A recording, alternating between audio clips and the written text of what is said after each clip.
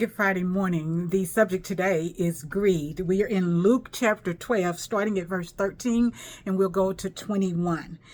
In the CSB, it says, someone from the crowd said to him, "Teacher, tell my brother to divide the inheritance with me." And Jesus said, "Friend, who appointed me a judge or arbitrator over you?" And in the study part, it says that this is probably a younger brother wanting the older brother, who by Jewish rights got double the portion. This younger brother's mind was set on greed. And so it prompted a parable by Jesus, who was teaching in language they could understand. He said, "Listen, there was a rich man and his land was very productive, and he thought to himself, so what should I do since I don't have anywhere to store my crops?" And he said, I know what I'll do. I'll tear down these barns that I already have and the storages I already have, and I'll build bigger ones to store all of my grain and my goods. And then he said, I'll say to myself, oh, you have many goods stored up for many years. Take it easy, eat, drink, and enjoy yourself. But God said to him, "You fool." Let's define fool. Fool is someone who lacks wisdom or understanding. They reject God and acts without regard for divine instructions or consequences. And his mind was so much on what he had stored up. Let me tell you what I learned from this. Jesus said, "This very night, your life is demanding of you. And the things you have prepared, whose will they be?" That's how it is for the one who stores up treasures for himself and is not rich toward God. So these are material and financial treasures. The treasures of God would be peace, love, purity, honesty, patience, like the fruit of the Spirit, long-suffering, forbearance, forgiving. But instead, we sometimes spend more time storing up goods. I thought about my closets. There's things in there that I haven't seen for years, and it's almost to the point where you hate to open a door. We have storage buildings. Some people rent storage buildings, 3 or 4 storage buildings. And the more that I study Matthew 6:19-21, that tells us about do not lay up for ourselves treasures on earth where moth and rust and thieves steal.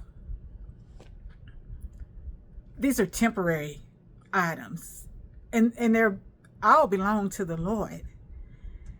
Am I storing up heavenly treasures?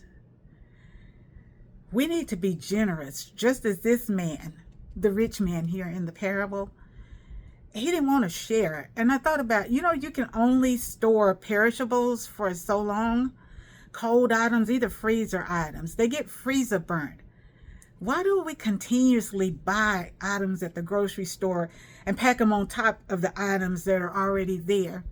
And then when you need something to cook, instead of going in that freezer or that refrigerator, we'll go to the store. And it's getting older when we can share, because there are so many people that are hungry.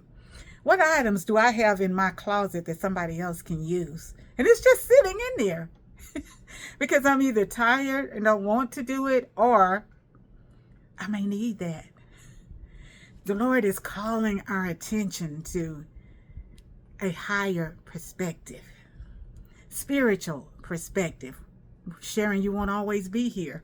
When you die, somebody else gonna get this stuff and probably just sell it or throw it away. It's not going to mean the same thing to them as it means to us.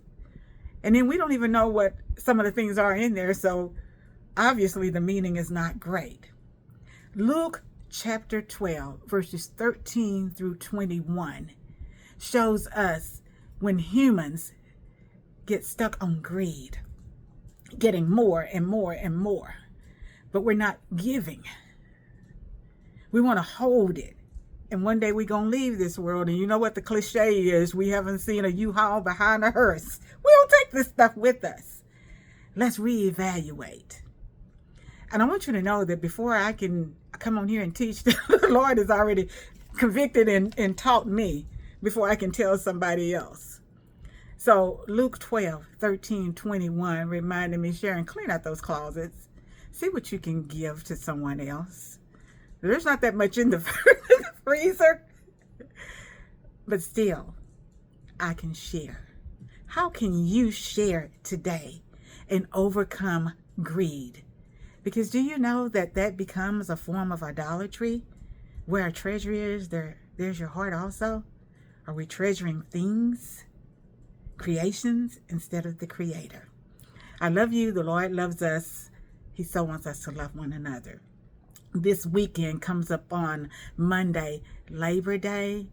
So God willing, I'll see you Tuesday. But I just pray that even as we're celebrating, that we remember the true meaning of Labor Day, and that we're humbly grateful for every good and perfect gift.